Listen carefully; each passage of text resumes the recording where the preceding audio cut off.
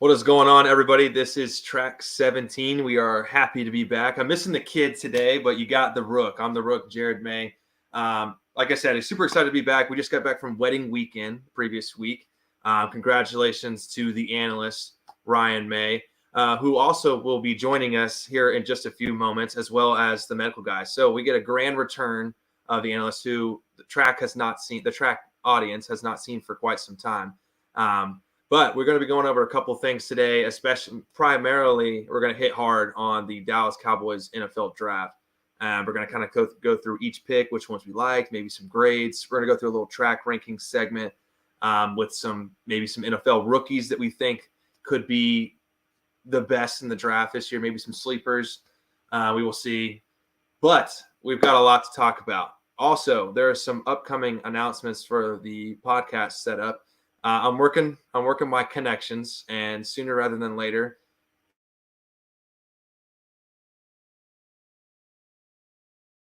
cave going on. We're going to be working on it. I'm working those angles. We want to get off the video chat and in person as soon as possible, and I'm super excited for that. So working my connections, crossing our fingers for that. Should be super, super fun. So let's get rolling, and let's welcome back in the analyst as well as the medical guy. Welcome to the podcast, y'all. Welcome back. Ryan, how we feeling? Newly married man. Yeah, congrats, Ryan. Feeling good. Glad to be home. Just got back from the honeymoon, so. Hell yeah. How we doing over there, medical guy? We sweating the stars tonight or what? I'm sweating out what all I consumed this weekend, but yeah, hopefully the Stars play well tonight. You went to back-to-back weddings, right? Yeah. So it's been. I'm on the same page as Ryan. We were ready to be home, and in one spot. Oh yeah. So all right, well, our first segment will be obviously the Dallas Cowboys NFL Draft 2023, which happened last weekend. A lot of interesting stuff. I mean, of course, we had all of those trades in the first round, and our plan is not to cover the entire NFL draft, but I thought it was interesting that the Texans did what they did. A lot of people say that they won the first round. The Eagles unfortunately had a very excellent first round in the draft, having the 30th overall and the 10th overall. I was hoping to God Bijan Robinson would not land in Philadelphia at 10, so thank God the Falcons took him. So interesting draft. Will Levis doesn't even make it. He makes it out of the first round. I believe he's oh God, I'm blanking. What is he? It's not Seattle, right? Where'd he go? Well, Levis? Yeah. I think the Titans. Blanking. Yes. They went to the Titans. Yeah, my bad. I don't know why I keep thinking Seattle. But yeah, so Will Levis to the Titans to back up Malik Willis there. Really solid quarterback. But both the trash. Yeah. So all right, well let's get right into it. So the Cowboys had held the 26th overall pick in the 2023 NFL draft. As we were counting down to Dallas's pick, we saw both tight ends were on the board. Dalton Kincaid and Michael Mayer. And everybody, obviously we were at the wedding a little bit and doing all this stuff. I think that was Thursday was the first day. So Friday, all that stuff started really kicking into gear. So Thursday we're sweating. We're like, oh God, it's going to happen. We're going to go pick a tight end and we're going to be punching a hole in the wall, ripping our suits apart. And, anyway, Dalton Kincaid gets picked, I believe, to two the picks Bills, right before Dallas.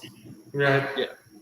Yep. And then we passed on Michael Mayer, which brings us into our first pick, Mozzie Smith out of Michigan, the defensive tackle. Now, I hosted the live with a bunch of clowns. It was ridiculous. It was like hosting a corporate Zoom meeting. I couldn't even connect, which I'm still kind of having connect issues. But it was they were laughing in our faces about it. They're like, yeah, they're laughing in our faces about it. And I'm like, But let's go into Mozzie Smith so we can debunk these narratives. Not in a biased way, but we can debunk these narratives because this dude is a freak. So, Ryan, I'll give it to you for the first one. Pause. So you can do. What do you think about the Mozzie Smith pick? What do you like about him? How do you think he can help the defense? That sort of thing. Well, as we all know, I'm a stat guy, so I've got his stats pulled up here. In 2020, when he was a sophomore, he played 2 games, didn't really see much of the field. His junior and senior year were very, very, very similar. The stat sheet's not eye-popping, but if you go watch his film, he requires 2 or 3 blockers in the interior every day. So, I mean, for Michigan, he was really good, and especially good because Michigan is known for playing 4-2-5, and that's what Dallas kind of plays. Like Dan Quinn's system is a 4-3 hybrid, so they run a lot of four pins in the dirt, is what that means. So what you're going to see out of that is a lot of beneficial run stuffing blocking from him, meaning he's going to take up 2 or 3 guards or tackles, and he's just a big dude. He's a run-stuffing, big-body dude, very physical. When he plays forward. All of his weight is going forward. So it's going to take a lot for teams to block him. That's what I like about him. Yes, yeah, and I agree. What I really thought was interesting was that his 4-point stance for Michigan. You know, he was in like a box stance, which really isn't effective for pass rushing. And so I think Dan Quinn saw that and was like, "Wait a minute, that's an easy fix." Even Todd McShay, he was like, "That's an easy fix. You put him in a 3-point go stance, and he's ready to rock and roll." So that's interesting to me as well because if he's a force in the pass, obviously he's going to be a better version of Jonathan. I don't know what all that noise is, but he's going to be a better version. What is that noise? Is that your TV you're on? I don't think so. Is it me? Yeah, this is like a TV playing, like a concussion grenade went off in my ear. Oh, that's not mine. Mine. I have the hockey game basically on mute. Okay, all right. And then Heather's in a totally different room. Locked in a hot car with the windows rolled up. Yeah. Yeah. So, if Mozzie Smith's going to be an upgraded version of Jonathan Hankins, for what everybody's kind of comparing him to, I guess the Brokies and the Wagies are comparing him like that. But he's going to be a force to reckon with. He's going to get double teamed. But if he can be a force in the passing rush, they could just think of the limitless opportunities they could make for Michael Parsons. But medical guy, I'd want to know what you think of Mozzie Smith as well. But give me a sec. Actually, y'all keep talking. I'm going to move rooms because my Wi-Fi in this location is boo-boo. So I'll be right back. But y'all take it over for a second. Okay. Yeah. Honestly, I agree with you, Ryan.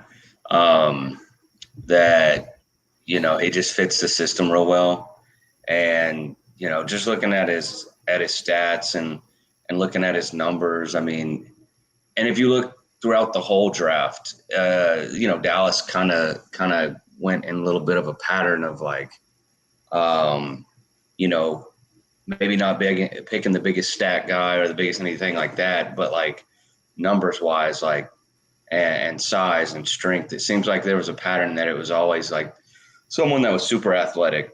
And for a guy to be 6'3" and 323 pounds and being as athletic as he is and be in the middle of the defense, I mean, like Jared said, just giving the opportunity to someone besides Jonathan Hankins. Like now we have 2.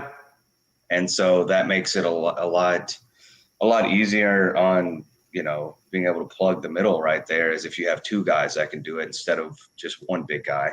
But I like the pick. I thought it was pretty cool seeing all like his different metrics and whatnot. And just like, I can't imagine seeing someone bench 325 pounds for. That's what I was about to mention. That's insanity. And then he can go and broad jump 9.5 and vertical 34 or whatever. Like, That's a large human creating a lot of power. Yeah, I tend to trust Dan Quinn in scenarios like this. I think he's really good about finding people that maybe not have the best statistics. I mean, outlier being Micah Parsons. Yeah. But I think this is a big fill for Dallas. The other thing I have on here is they haven't drafted a defensive tackle in the first round since 1991. And as long as I can remember, they've been wanting to do that we've been begging people, or longtime fans have been begging them to draft somebody that's useful in the defensive tackle position. And on top of that, speaking of Jonathan Hankins, is he going to start? This is a question that I think a lot of people have. Is Monty Smith going to start for Dallas? And I would say the answer to that is yes. I think you could see him a lot in the run game early on in the first 3 games. Maybe he kind of works his way into the pass rush, but I don't, contrary to what Jared said, and we'll get into it later because of who they drafted, I don't really see him being on the field much for third downs. So unless he's just becomes Jalen Carter, where he's like that, where it's he has to be on the field, then I don't really see him being on the field much for third down scenarios just because he's so big. You're going to need that speed. But I think Dallas covers that up well with, we'll get into it, their later on draft picks. So. Yeah, and I think Jared probably meant more towards just short 3 and less kind of thing is when he'd be on third downs. But yeah, I definitely see him more as a plug and play than a lot of other people have seen, a lot of these analysts have seen, just because, like you said, Dallas actually picked towards a need instead of just the best player or best position player out there. And like you said, it's nice to see them go after someone for this position early rather than throwing a 4th or 5th round pick and seeing what happens. Yeah. And whatnot. And rather go after somebody and actually try to get a defensive tackle or interior lineman rather than just hoping in the later rounds that someone's there. Mm-hmm. Yeah, kind of nitpicking their way through the draft in the 3rd and 4th, trying to maybe hit, basically you're throwing a dart, trying to think, am I going to hit the bullseye here on some random defensive tackle from the WAC conference or something like that? It hasn't worked in the past. Our last, I guess, really good interior defensive tackle who really was outrageously overrated was Tyrone Crawford. And since then, we haven't really had a defensive tackle. It's really been a flex between D-Law. I tell you who was nasty was David Irving. But that dude was solid. But, we've never had that. And I think Dan Quinn has looked at that and looked at other teams that have had success in that arena. And it's just dude, it's the one weakness in our defense. After all the trades that we've made and all the acquisitions and all the defensive edge, pass rushes, the linebackers, the one thing we need is these run stuffers because the 49ers and the Eagles are – I think I'm going to be cutting out are gashing the crap out of us. So I don't know if I just cut out there, but – No, we could hear you. But, yeah, I definitely agree. If it's going to be obvious that 2 of the other 3 teams in the conference are going to try to run it more often than not, you might as well, prepare for it, right? Rather than, go get, a receiver or whatever. I'm hoping that the Eagles stop running it since they paid Jalen Hurts so much money, but that's their offense. So rather have some beef up against that rather than just letting them run all over us again. And they traded they signed Rashad Penny and Miles Sanders is gone, but that's basically the same running back. I don't see their offense changing too much. Yeah. But you're right. We've got 2 conferences and maybe even, the Commanders. They don't have the worst run offense in the league, and their run defense is solid. It should be at least with Chase Young returning, who I think might get moved next year. But it was a good move. It's like when Johnny Manziel was number one, like, hey, let's get him. He's right there. But we picked Zach Martin, and everybody was pissed because it wasn't the flashiest pick in the world. But then look how it turned out. He's got less holding calls than he does Pro Bowl appearances. Like, come on. And the flashiest pick that I think we've had. It's one of my favorite stats. That one's for that's a wild stat.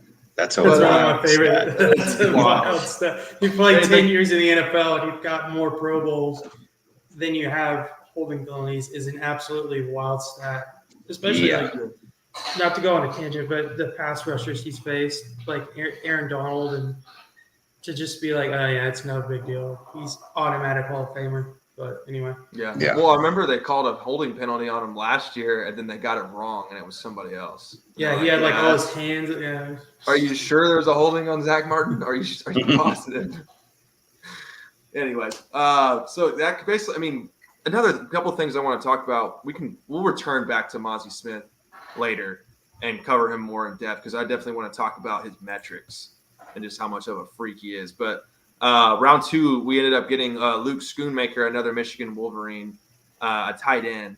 Now, this guy is a little different because this is actually one of my question marks on the draft board list because there probably was better options out there. You know, we don't really have a lot of success drafting tight ends in the second round. I mean, I think the last one was Gavin Escobar, RIP, you know, but like, well, I'm just.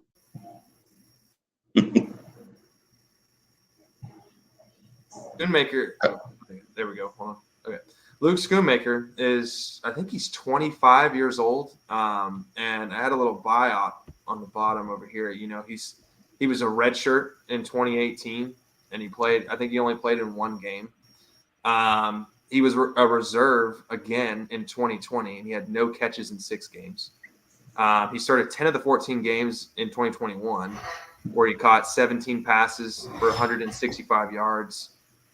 And I guess almost 10 yards per catch. And he scored 3 times.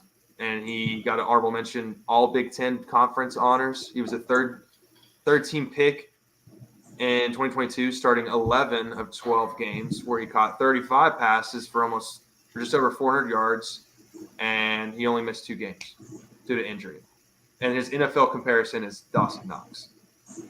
So, I mean, the age is a question. I don't know how y'all feel about the pick, but I mean, that's kind of a little rundown for you guys. Y'all probably brought y'all's own metrics and stats and analysis as well. But what do y'all think of Luke Schoonmaker?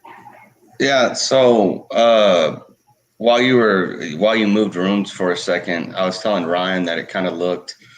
There was kind of a pattern with all the draft picks that the Cowboys picked. It may not have been the flashiest of numbers or stat padded individuals, but what they picked were people that at least seem athletic with their metrics and stuff. So like just some numbers on this Schoonmaker guy, like obviously, and you got the same thing with Mozzie Smith. Look at the system he played in, right? Yeah. Michigan Wolverines weren't just school ball. Yeah, they weren't. I mean, I know it changed a little bit this year now that Harbaugh let someone else call plays. But like these are just some of the stats as a tight end. He's 6'5", 251. So big dude. Okay. Big, long arms, long arm length, big hands. His 40, he ran a 4.6. Ooh. Like that's not bad. Mm-hmm. And so, yes, you don't really see him, you know, in the film and whatnot, spreading the field and going vertical. But at the same time, that's part of their system, right?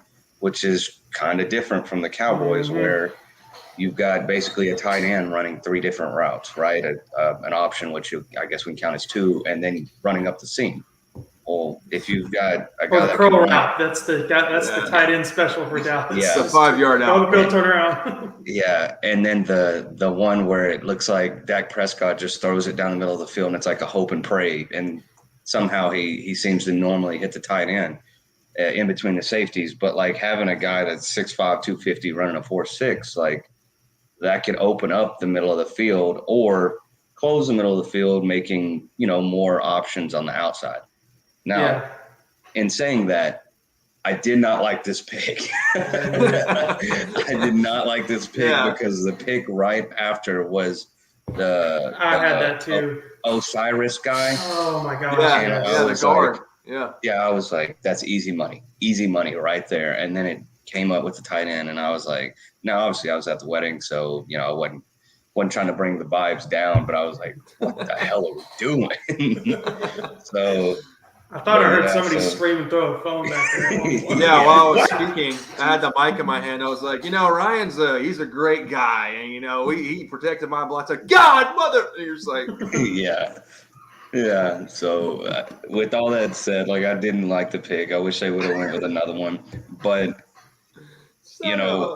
they've talked about, you think of like the good tight ends in the league right now, like none of them were really just big time in college, but they had these different metrics and analytics that showed they were super athletic, like your Kelce's, your Kittles.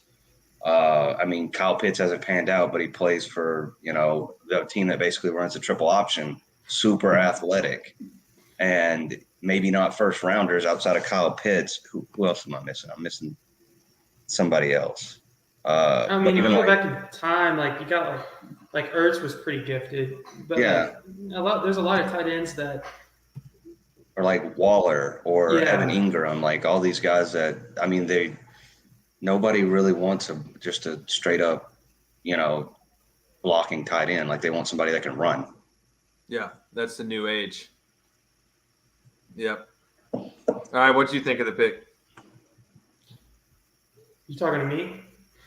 What I think about it is kind of building off of what Jacob said. I think he's a gifted dude. I think he's not a bad looking athlete. Like he said, he's 6'5", 251, big guy. But I think they drafted him because they wanted to have Dalton Schultz replacement. But he's definitely, like, in my mind, he's definitely more of a hybrid. But the thing is a lot of people comparing him to like Jason Witten. But that tight end doesn't exist anymore. Like, Jason Witten was I've always said this, he was a pure hybrid. He was a great blocking tight end, but he was smart in his time of play to get open. And like those tight ends just don't exist anymore. This passing game and what a lot of NFL teams do now, you have freaks at tight end. And that's not this guy. There's not a lot of numbers to show what he can do, but I think they see him more of as like a blocking tight end. I think they'll see him more in like the 12 personnel, meaning like two tight ends. He'll be in there for that kind of stuff.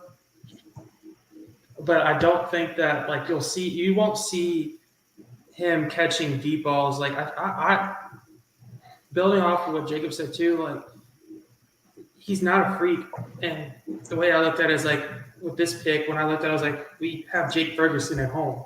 It's kind of like when you ask your mom, oh, can I get McDonald's? It's like you got McDonald's at home. We have Jake Ferguson, who Peyton Hendershot, both of them showed a lot of connection with Dak and stuff. So like you look at that and you're like, we already have that at home. Why are we drafting in the second round when that guard from Florida's sitting right there on the board, right, like ready to go? So I wasn't a big fan of this pick. I look at it like, yeah, okay, cool, another tight end, like another blocking guy, but like Dallas, I don't really think Dallas needs a blocking tight end. And I think Dak's really good with a tight end that can catch.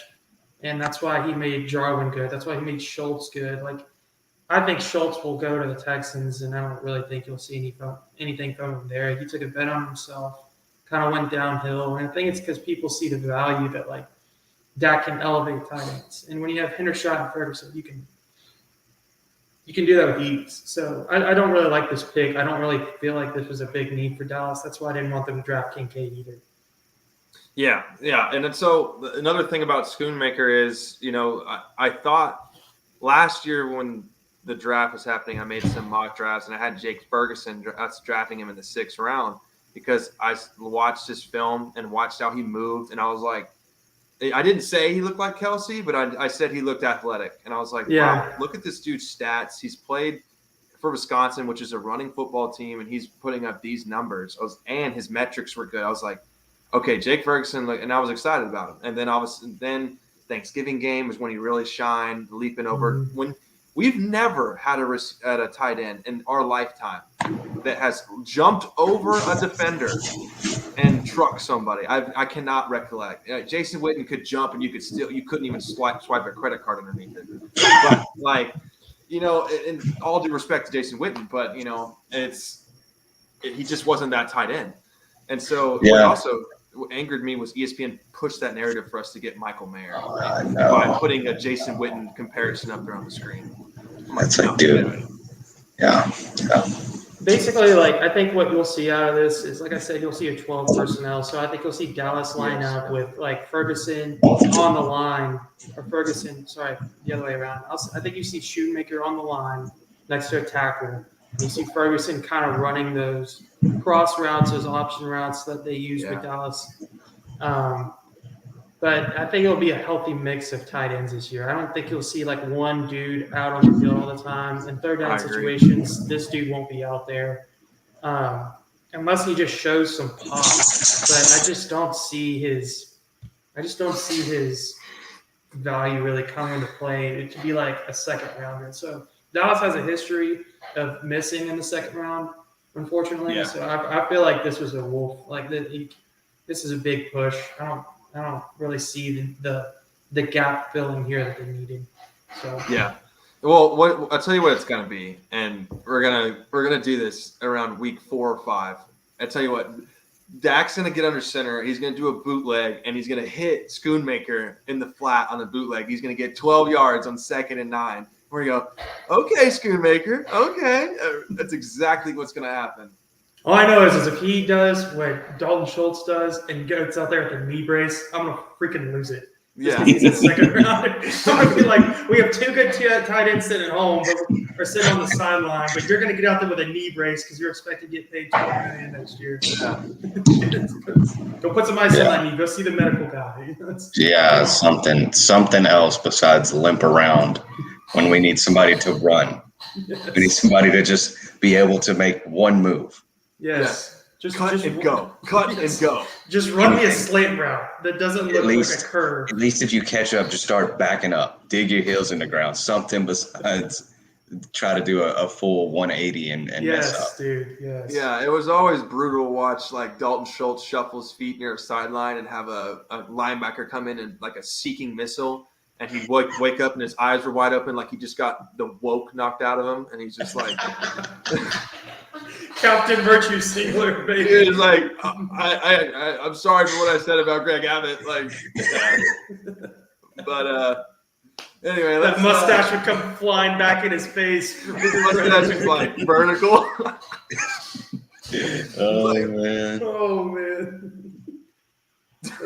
Yeah. I don't need the knee brace anymore. Yeah. I've grown up a little bit. Best of luck to Dalton down there in Houston, okay? Yeah. Don't worry, they'll take good care of him. Yeah. He's going to get 117 targets this year because that's the only person that they can throw it to. Hey, I would love if they throw 5-yard outs to him with Bryce. Just constant 5-yard drop. He's going to make a Pro Bowl with 85 catches for 600 yards and 12 TDs. It's going to go full Ezekiel Elliott. Just like, okay. Hey, that knee brace is going to be on by week 3, I promise you. Yeah, that PCL is hanging on by a thread. Yeah. Houston's right now is thinking hyperactive hypo drive. That's what they're thinking. Yeah. Let's turn this guy into gear. Yeah. But our 3rd round pick, DeMarvin Overshown. That's an exciting pick. This is the one I was waiting to hear you guys' opinion on that because I think we all kind of saw the same things. Our boy Marcus Mosher posted some one-on-one clips from him at the senior day, saw his blitzing ability, and it was pretty exceptional. He has great speed. He's an aggressive linebacker. He looks like he plays downhill. He's somebody that can make Leighton Vander Esch not look like he has major CTE. That's what it is. And he's played great last year, but my God, you can't take that kind of beating every year. He needs a little help. He needs somebody penetrating the defense. And I think DeMarvin Overshown and some of the other younger guys like Damon Clark can be those guys. But what are y'all's opinions on? Did y'all like the pick? What do y'all like about him? Dislike? You know the drill. I can start with this. I actually Loved this pick. And the reason I love this pick is because there's a report that came out this week. And I think this is why Dallas drafted him. And they're going to move Micah Parsons down to defensive end. And they're going to, keep him there. He's going to put on 20 pounds. That's great. I think he'll keep his speed. That's not hard to do. But like at Texas, here's the interesting thing. When he was playing at UT, he came in and played multiple positions for Texas. He was thrown all over around that defense. And then he feels like, I think Dan Quinn was behind this pick 1,000% because this is a weak side linebacker. He showed up to Texas as a safety, and then he moved to a linebacker, I think his junior year. And so his senior year, he had 96 total tackles, and 10 of them were for loss and 4 sacks. So that just tells you two things. He can get behind the line, and he can create pressure. His frame is massive. I don't have his metrics. I'm sure Jacob does, but he's a big dude. And he's fast. So it gives the Cowboys something that they should have had with Jalen Smith and that big contract they gave out. That's what they were aiming for with Jalen. They were hoping that he could be the edge guy that could create absolute havoc for them. But that never happened. So this gives the Cowboys what they're truly missing at linebacker, and the reason they get just shredded in the run game is because you got all these big guys like Leighton Vander Esch taking hits up the middle, and then you get him in a pass situation. Leighton Vander Esch can't cover me. He's slow. So, I think he had a great year this year, but I'd route his ass up and slot. You got me? So I'm trying. He's not a covering guy. Let's be honest. So get a Y option. That's spider do Y banana. He's not a covering guy. So with Parsons moving to the defensive end, this gives you range in that same defense that I was talking about. This allows you to have like Donovan Wilson on the field and Overshown on the other side playing weak side. Like that gives you so much speed to take, blitz from right, blitz from left, blitz from middle. Like it's going to give the Cowboys pressure. I love this pick in the 3rd round. I think it's great. It gives breathers, but it gives the Cowboys a ton of versatility because they're a blitzing team.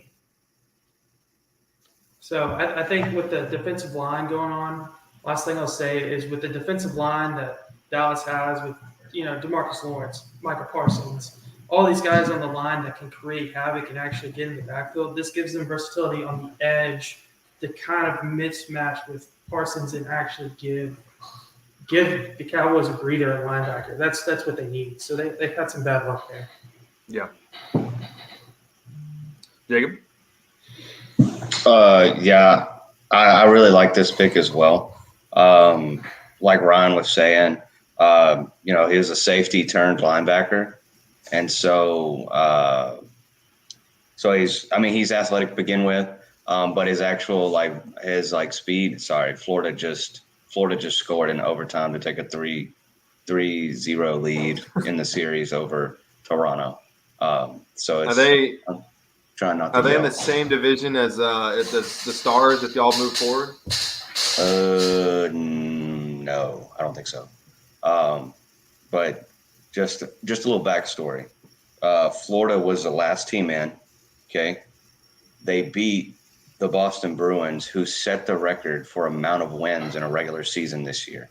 Yeah, they were balling. And now they are.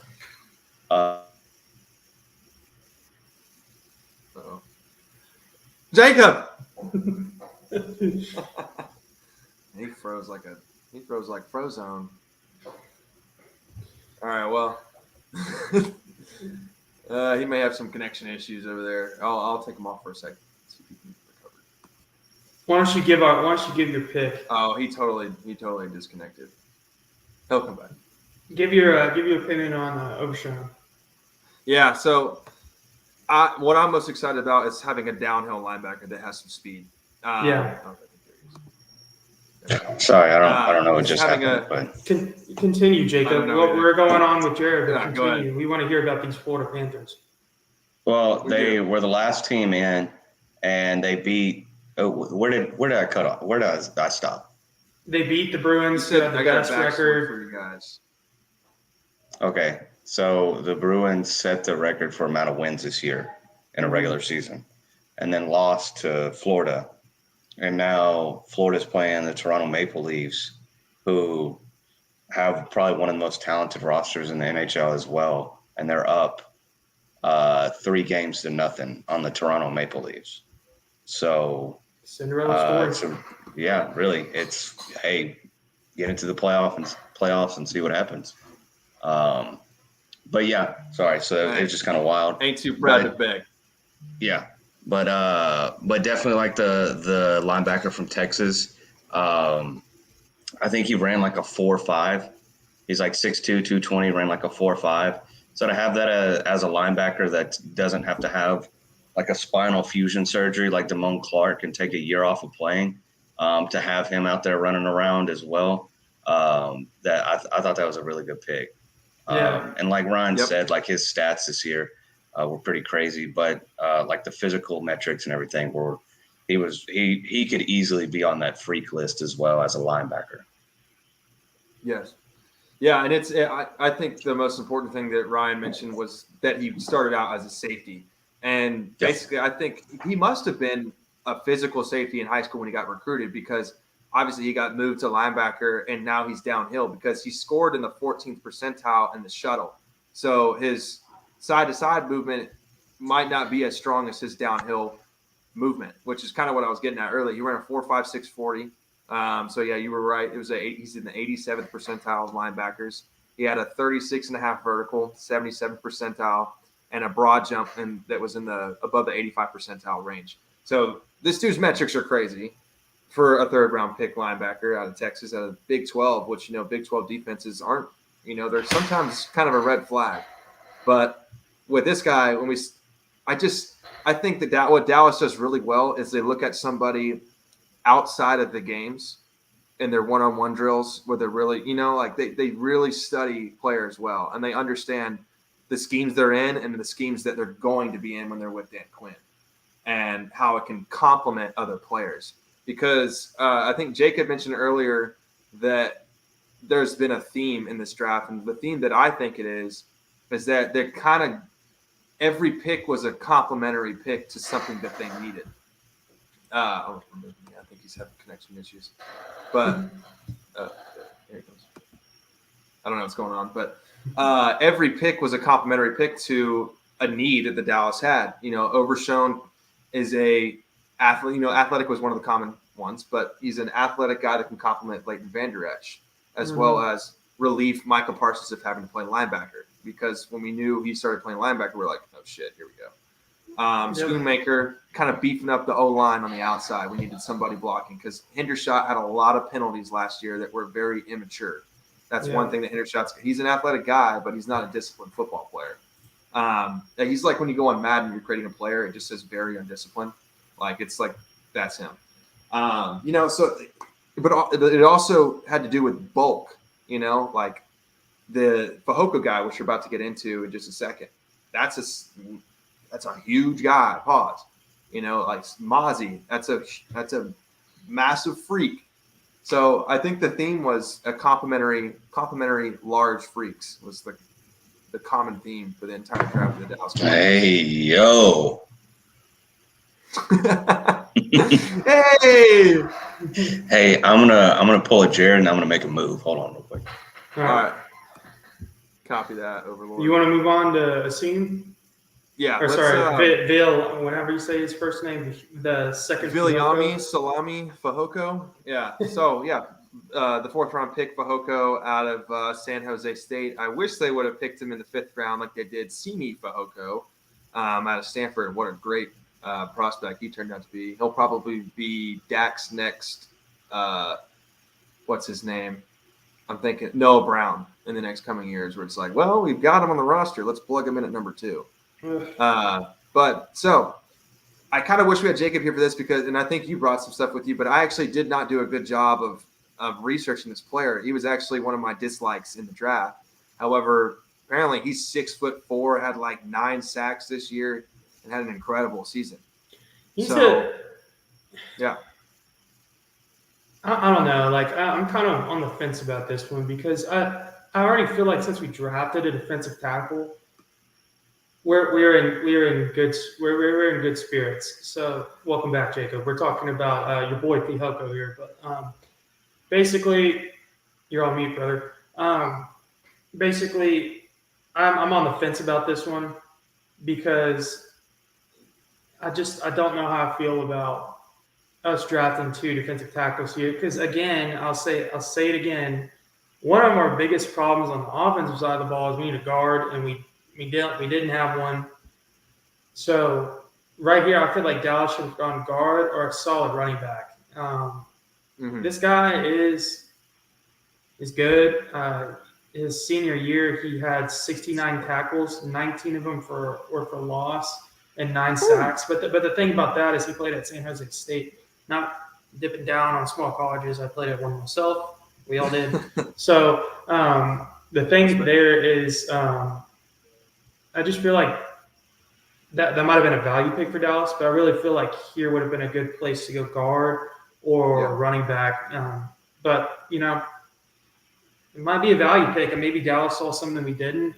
But like I said, I would have really liked for them to go guard.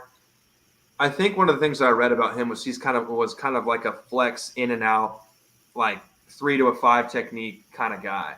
Yeah. So, which is a lot like what we've used in the past. Kind of a plug and play. We're going to use you. Sometimes we're going to, like, let's say on 3rd and long, he's going to be putting in a 1 to a 3 technique, and he's going to be, running inside. And then on 1st and 2nd down, he's going to be rushing the passer on the outside, maybe in like, I may have the terminology wrong, but 3 tight end sets. I think that's 31. It's 13. 13. Yeah, I got it flipped. But like a 13 scheme, he's on the outside rushing the passer, but he's bigger than most of our pass rushers. So I think I read that about him, and they have a history of drafting players like that. Tyron Crawford was like that. D-Law is kind of like that, but D-Law's, obviously miles ahead of everybody else. But I don't know, Jacob. Yeah, I'm starting. Go ahead. I think Jacob's on mute. I don't know if he knows that. Yeah, I'm on mute just because Heather's in a meeting, and I didn't know how much you could hear it because she's having to talk and stuff. The dogs are coming over here and might make a guest appearance. But who's that guy, man? But yeah. But yeah, I think this was one of the picks that kind of went the opposite of all the other ones. Like, this guy was kind of his stats were really, really nice. But like Ryan said, he kind of played for a smaller school, played against smaller schools, or not as, I don't want to say not as talented because they're all talented, but it wasn't, Power 5 type stuff. But he's good size. I think he's another one of those like super athletic guys and whatnot. And like you said, is versatile and big enough that he can play on the outside and the inside of the line. And so I think that's what makes him a pretty good pick. And like you said, I think it's more of like they saw more value than what other teams saw. I know. Sorry, yeah. My small dog Dash is like, he licks everything, so he's like licking the side of the computer while I'm trying to talk. It's like, dude, get away. I watched some of his film too, and like just from what I'm reading here as well. He's 6'4", 276. That's a big body, but I think some of the concern that a lot of other people have about him, and like I said, I didn't really dive into this because I was getting married, but he might not have the body type to stay out on the edge, so they might want him to play the 3, which leads me to believe that Mozzie's going to play the 1, meaning 1 technique and a 3 technique. Because your 5 techniques are set. It's going to be Parsons and Lawrence. So, maybe he does play a little bit of 3, a little bit of 5 to give that Lawrence a break. But I don't know. I still would like to see him take guard. Yeah, I think a priority would be for DeMarcus Lawrence not to play on a broken foot this year, and if he does get hurt, to be able to sit out and get healthy and return for the important games at the end of the season. Because he's getting to that sort of age where he may not be able to play a full 17 game. He's starting to become a 3rd down guy. Yeah. Okay, I think I'm back. Major connection issues in this podcast, apparently. But yeah, I don't know why mine's having a tough time, but it is. So mine's doing the same thing. It might be StreamYard. I don't know. I had struggles with it in the NFL draft, but then again, there was a whole platoon of people. All right, so Eric Scott Jr., Southern Miss cornerback. So this one, I feel like I got a lot of hate, but I did see some film on Eric Scott Jr., who his basically stop and go speed, where his change of direction is a better way of putting it, is phenomenal. And so I believe he sent a video directly to the Cowboys scouting team almost when the draft was coming up. I believe I read this article on Twitter somewhere, and the Cowboys just fell in love with it. So I believe Eric Scott Jr. is a long, tall corner. I believe that's what I read. I may be wrong. But what did y'all think of the pick? I think it fits in with whatever Dallas has picked in the last couple of years. It's 6'1", 204. He's a lengthy cornerback. I think that's exactly what they're looking for. Some other things I had on him. I think this is a big Jordan Lewis question mark. With him coming back from a serious foot injury, I think they're looking for some depth even after the Gilmore trade. So I think it's a decent pick. At this point in the draft, I wasn't really satisfied with anything because I was like, please just pick a guard. Please just pick a guard, because I knew that, like, the whole time I'm like, dude, we watched pick a guard.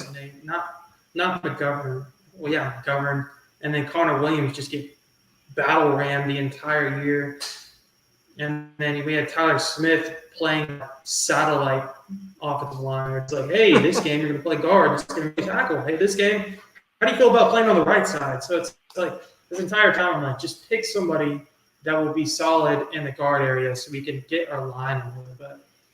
I see this as kind of a fill, but I'll let Jacob go. Yeah, so this, like Jared said, this one got a lot of hate. And the reason being is because apparently his 40 time in his pro day wasn't as good.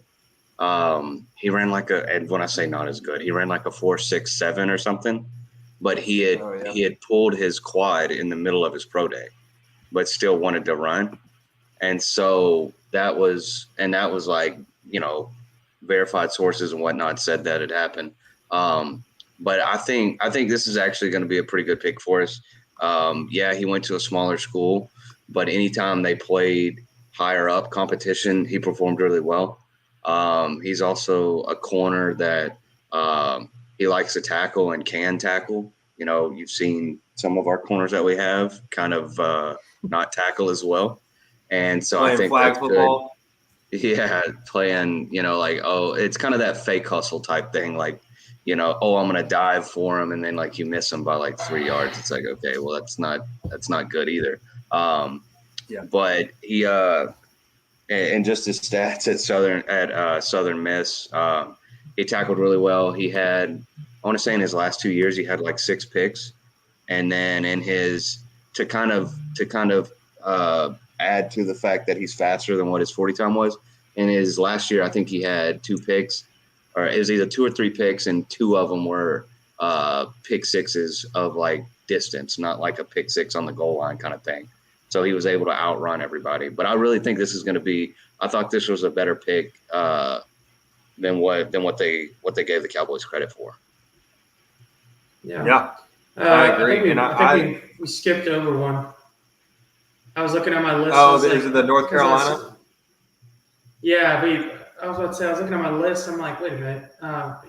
We can finish on Scott and we can jump back. I was just throwing it out there. Yeah, I was thinking that I was looking at the list and I was like, seems to be one missing here. I was like, wait a minute, didn't we get a guy from North Carolina? Wasn't his name like Amir Richards or something? Asim Richards. I can give you the reason I say that is because this is the guy I actually kind of watched some highlights on. But, yeah, go ahead on him. We covered Eric Scott, so he's kind of a fill-in, lengthy cornerback, underrated. So this is the guy that this is the guy from North Carolina. He played left tackle there, but the Cowboys, I think, and even voiced this in his interview. that he's not big enough to play tackle in the NFL. I think he's like 6'3". He's not tall, but for a lineman he's not tall, but he's not that tall. And I think the Cowboys see him as more of a guard type, and I think he voiced that in his interviews with all the teams during the draft.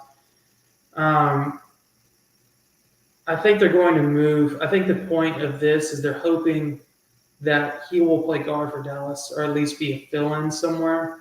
I don't know who they're going to pick to play that guard position, but I don't think it'll be Tyler Smith. He played some guard at the Senior Bowl too, but he'll be in competition with like Farniok, or however you say his name. He'll probably end up playing guard for Dallas. I don't really love Farniok, that. Yeah. Yeah, but he could play some center too. He's kind of like he could play anywhere on the line, but just watching some of his film, I like what he could do with his hands, but I was not a huge fan of his feet, and I think that kind of speaks to him not being able to play tackle in the NFL. I don't think he has the range that a lot of tackles do. Like when you watch like Lane Johnson for the Eagles, he can get out wide really fast. He's got really good feet. I mean, he's a long-time veteran, but a lot of those tackles have to be able to move and play guys like Will Anderson Jr. is going to be in the league, Nick Bosa, Joey Bosa, Myles Garrett. Name all those fastings off the edge.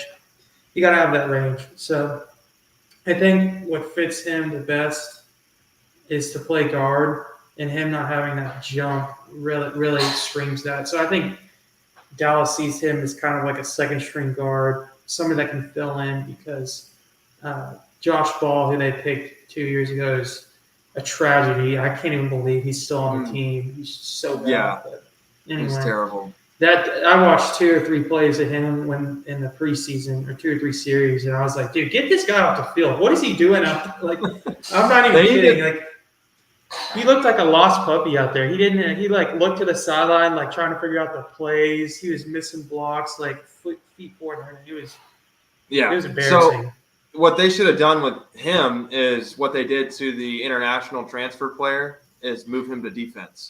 That's what they should have done. They took that guy from the international play for play, or whatever the heck it's called, where they basically never mind, I'm not going to make that joke, but simmer. I was about to get hella canceled. We were about to get shut. We're about to get shut off immediately. That's probably why we're buffering a bunch. You're like, man, these dudes are walking on a tight rope. But yeah, no, they thought he'd fit better on defense, so they moved that international guy, I think he's a Mexican. He's from Mexico, to the other side of the defense, and then. But yeah, Josh Ball's tremendous or atrocious. But with Richards, I noticed that too, Ryan, with his feet, because I watched the Marcus Mosher posted again that he did the one-on-one drills at the senior day. He was slow, and I didn't think it was that impressive. I didn't think his reps were that good, and I was thinking the same thing. I was like, just move him inside, and he might have a little bit more success. But I don't see him as like a starter. Maybe soon to be, maybe cheap price starter for a different team, but. Somewhere you can plug in and play and prepare for a draft pick, but I don't think he could do it. I just don't. You're not going to see him playing tackle. You're not going to see him protecting $40 million quarterback. On the outside. Absolutely, he's got good enough feet to play interior, but he's not going to be able to battle on the outside for multiple series a game. At least what I saw. I don't think so. So, Jacob, what's your thoughts on that? On which guy? Sorry, I cut out for a little bit. Asim. Or the North Carolina tackle, Richards. Yeah, I was just glad they finally went with somebody at O-line, but I just didn't. I'm with Ryan. I just would have loved it earlier in the draft when we drafted a tight end in the second round. That Florida guy would have been perfect. I know. It was like too good to be true. But yeah, it's going to be interesting to see what they do with the O-line this year. I really think it would be just great if you got Tyler Smith to a spot and just kept him there, whether it be tackle or guard. I really don't like the whole playing him in both different positions, especially as a young guy. Even if he can do it, I just don't like it. And Tyron Smith, as much as we all love him and how he needs a he needs a Iron Man statue built for him. He's going to get hurt this year. So, yeah, I would have rather them kind of like how we talk about with interior defensive line, like would have picked early rather than just see what's left in the draft at the end kind of thing. Yeah. So, all right. Well, let's that covers Richards. Let's get into Deuce Vaughn. This is the one where everybody said who cut the onions because his dad works in the scouting department at the Dallas Cowboys organization, which is such a Dallas Cowboys pick. Yes. Although I did like it. I think it's, the war room videos of him, they're grabbing him by the shoulder. Hey, you give him the call. You give him the call, man. It was funny to watch, but it was a good moment for him and his son. But Deuce Vaughn is he's shiesty. Like he's got some juice in him. He's 5'5", but he's ready to roll. He was impressive. I've watched a couple of his games when he was at Kansas State. He's got a burst of speed. He runs hard. He runs heavy. He's lower at the point of contact than most linebackers can really get, especially if you're 6'4" linebacker. He's going to get lower than you, so he's like an Eckler for the most part. He's a kind of Eckler-Sproles hybrid. So I like the pick, and I'm kind of semi-starting off here, just kind of change it up, but I like the pick. I think he can be serviceable. I don't think after this pick we go sign Zeke and it makes everything better again. I think that's pointless. But with a guy like Deuce Vaughn in the passing game on third down, somebody that can relieve Tony Pollard, I think it's very serviceable. So yeah, I gave it a good. I like the pick. I did. But Ryan, I'll let you go first on this one if you want to talk about Deuce Vaughn. So you want me to start with the good or the bad? Let's start with the bad and then end with the good. And then loop back around to the beginning and just tell us what happened.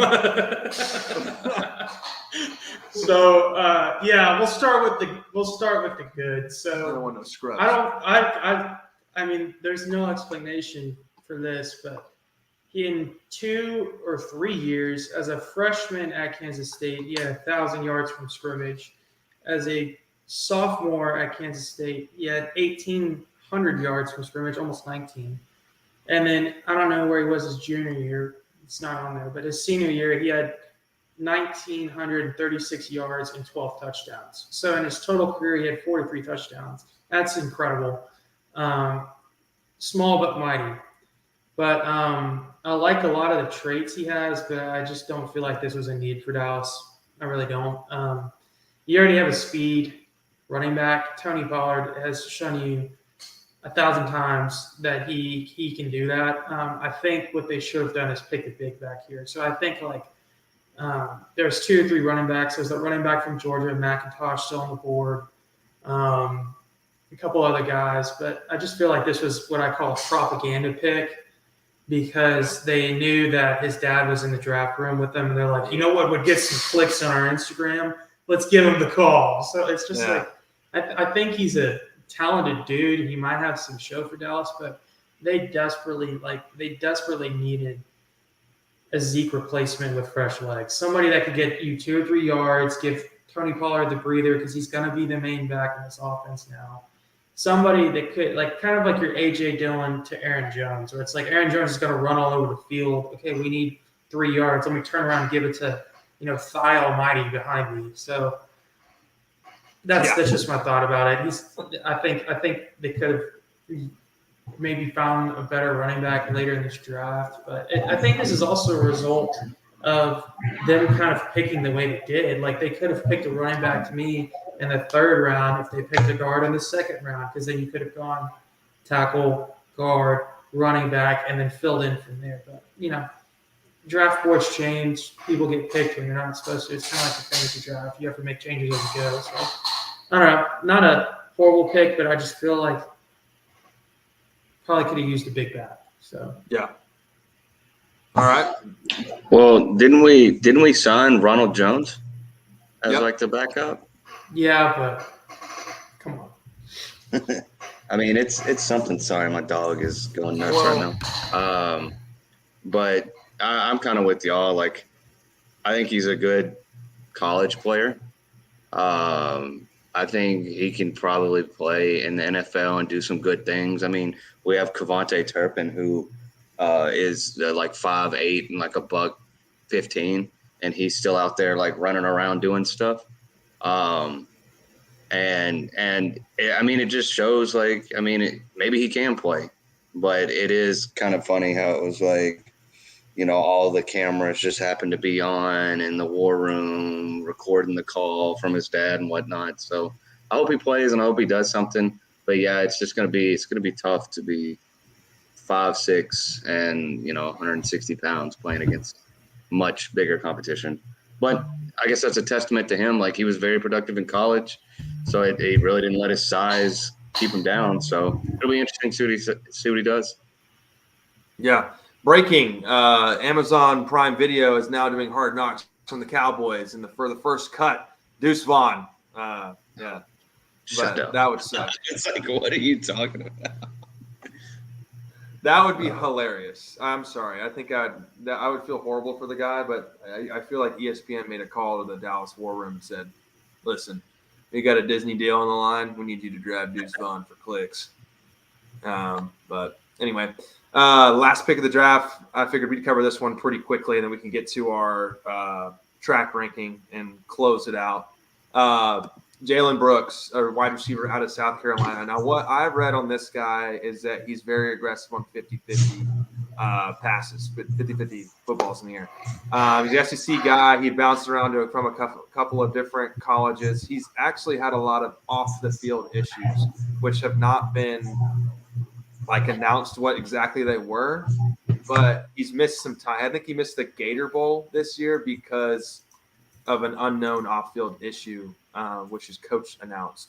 But so he's kind of been all over the place. But from what I got from him, he's a taller receiver, and he knows how to go up and catch the ball in the air, which is something that, as Cowboys fans, we don't really get to see that since Dez. Gallup, we don't know if he's going to have that boost anymore, even though, who knows? Who knows what's in store for Michael Gallup. But if this can be a sleeper, I would give him a kind of a Michael Gallup comp, somebody that can go up and get the ball, maybe a Josh Reynolds. But, I didn't mind the pick. I figured we'd get a wide receiver at some point in this draft. I just didn't think it'd be round 7 where they're just going to be putting him on practice squad every year. But hopefully this guy turns out to be, a major sleeper for our passing game. Go ahead, Jacob. I thought this pick was more of like a box checker pick. Everybody said we need a receiver, and so there was like we got a receiver. It's like, okay, whatever. I think this really gives testament to, I think, how much they're going to try to use the Tolbert guy from last year.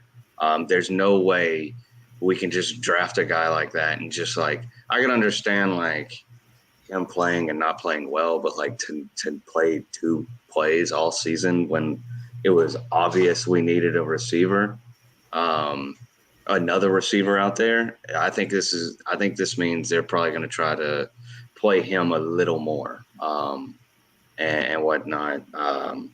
But yeah, I think it was really just like a box checker pick, nothing crazy. I don't think he's going to do too much, but we'll see what happens. Hopefully it's a sleeper pick, like you said. You never know, man. Brock Purdy. Fun fact about him, he actually played at Tarleton State for a little bit, or he was there for, doesn't even look like a season, which makes me think that he screwed up and then left. But Stephenville. Yeah, they suck. Do not really see him making a huge impact for Dallas. I think it'll be hard for him to see the field unless he makes some wow plays. I think a testament to what Jacob said earlier is I think this is a backup play if Tolbert does not strap the hell up. I think that's what that is like, this is going back. He's moved rooms again. Going back to what Jacob, what I was you just missed it, but I could hear you. Oh. I just had my camera stopped. This is a backup play, and this is basically telling Tolbert to strap the chin strap up and be a man. So grow a pair, start playing some plays. So that's all. I think Jacob's totally right. This is a check the box. Like, hey, we got a receiver. It's like, oh, okay, cool. But We did it, guys. Are you proud of me? yeah. So, Yeah. anyway, but I know we're gonna move on pretty quickly here. But one shout out I would like to make is the undrafted free agent from North Dakota State, Hunter Lepke, that they picked up. That was a major move, and the reason I'm saying that is because that man can move mountains. You should see that guy running college. He will literally run over anybody's ass. It's unbelievable. So I really hope that they use him as like a fullback, and then like in short yardage situations, you see a white running back there. Yeah. Like I'm talking. What's the movie? That's how a white man runs a football. That's what I'm saying. Mike Aslot getting out there and running people over, sending them 5 yards. Yeah. So, Man, if I was on D, I'd crack in your egg ass head of yours. Well, you ain't on D. Are you, bitch? Shut up, Jay. That's what I expect out of that man. So. Hey, another shout out, and give props to the Cowboys. Even though they weren't drafted, we used a 4th round pick, a 5th round pick in 2024, and another 5th round pick to go get Brandon Cooks and Stephon Gilmore. So that does help us in the receiver part of it. But I mean, just if you think about it, Yeah. we gave up 3 day 3 picks, and one of them not even this year's pick, for 2 dudes that are going to come in and start like immediately. Yes. So big shout out to them. Big shout out to them. They did something correct. Again, we haven't seen it in a while. They did something correct again. So, big shout out to the Cowboys for the first time. To wrap that up, this is exciting.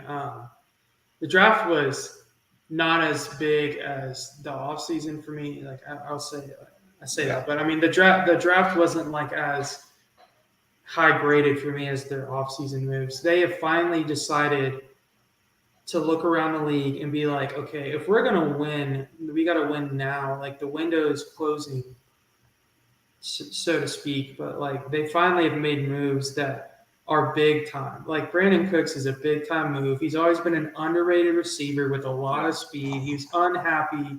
They got basically Texans, I think, to pay for most of that contract.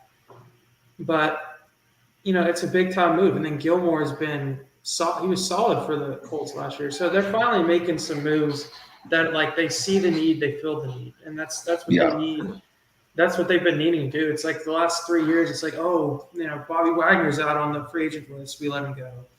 Like there's been a lot of stuff like that. So that's a good point, Jacob. They finally have made some moves on the offseason that make you go, this kind of looks a little different. So. Well, it seemed like this offseason they really went for, hey, let's go get what we need to win and not go get the best deal.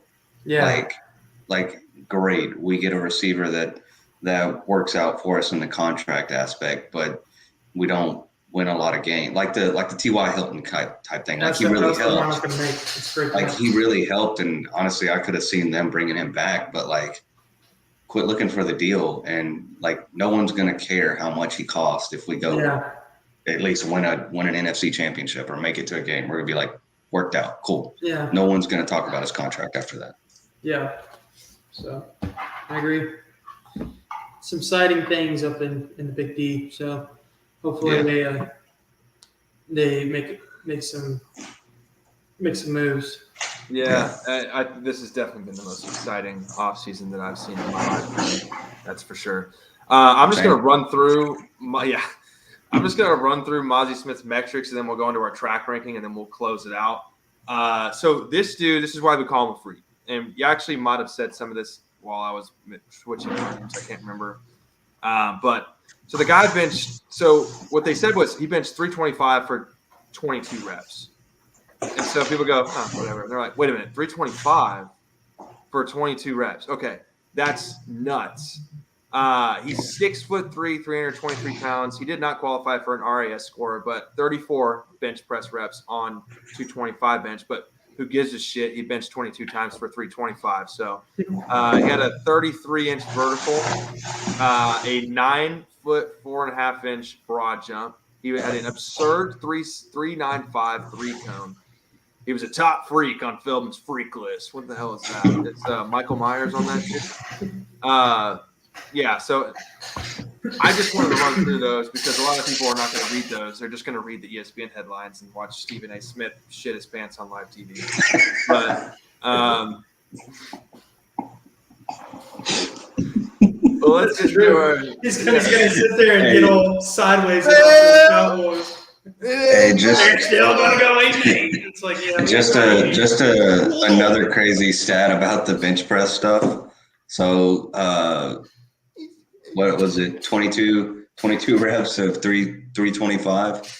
That's 7,150 pounds of force moved right there. So yeah. That was my, like, it's like, oh yeah, player comparison, juggernaut for Mexico. That's what he is. Yeah, exactly. Don't you know who I am? The thing from Fantastic Four. Like, dude. Clobbering time. Yeah. All right. Let's get to our tracking. We're going to do our top 3. We haven't done a track ranking in a while, actually, but we're going to do our top 3 rookies in this year's class that we think maybe some guys under the radar, or just maybe the primary ones, whatever we think are going to have a long tenured, excellent career, Pro Bowlers, going to be extremely serviceable in the NFL. We're only going to do 3. However, on my list, I have an honorable mention in there that I'll toss in there. But Ryan, if you're prepared, you want to go first, I'll let you go. Which are top 3. You can start from 3, work your way down to 1. But yeah, if you're ready. Are we naming all of ours now? Yeah. Oh, what do you mean? Are we going all of our first picks, or are we doing all 3 of them together? You go 3, 2, 1. Gotcha. Yeah, go all 3 together. Right, so my number 3, I think that everybody's going to be watching this, but for all you Texans fans out there, I really think Will Anderson Jr. is going to be really, really good. I think there's a lot of film on there that shows that. He was an easy pick for the Texans. I know they traded for him, and I think that was a lot to give up for a guy, but I think he might actually live up to this. The Texans have sneakily made their defense better, and I think this guy right here is going to end up being what they see as like all those guys that I named earlier, TJ Watt, Myles Garrett, Michael Parsons. I think that's what they see in this guy, and I think he's actually going to live up to that hype. He's a beast. I think he's going to have a really, really solid rookie year. I think he has a very, very good chance of winning Defensive Rookie of the Year if he stays on the field. So I think he'll be very solid. The other one that I really liked was Jackson Smith-Njigba from the Seahawks, from Ohio State, drafted to the Seahawks. I think this was a very good move. Pairing him with Tyler Lockett, who's old but still like popping hella good numbers out every year. He's still very solid. But DK Metcalf on the team too. I think you'll see a very solid year of kind of like Chris Olave's year this last year. I think you'll see a very similar year like that from JSJ. And then a sleeper pick. This is the one that I told y'all I really liked before the draft. And I kind of wish, but this is before the Cowboys went out and got Cooks, but I really liked him, is Jonathan Mingo from Ole Miss. So the Panthers picked him in the 2nd round. You know, they got Bryce Young in the 1st. They picked Mingo in the 2nd round. I think he was the 58th pick. So they got a mid-2nd and mid to late 2nd. But he is like, his metrics are incredible. I think he's 6'4", 235. I think he ran a 4.4. He's just kind of like a better, I want to say he's like a better Des Bryant physically. He's got the build of Des Bryant, but he's faster than Des Bryant was. And I think he's going to be a sneaky receiver to grab for you fantasy people out there too. But I think he's going to be a solid like wide receiver 2, wide receiver 3 in your fantasy drafts. And I think he'll put up some good numbers. I think we'll probably see 600 yards out of him. if he can get on the field. So I think that's a good pick from the Panthers. But I think that's like one of those guys that if you're talking to one of your friends at a bar or whatever and you want to sound cool, throw out Jonathan Mingo's name because he was drafted in the second round. Nobody knows. Everybody goes, ooh. That's a good one. You paid attention to the draft.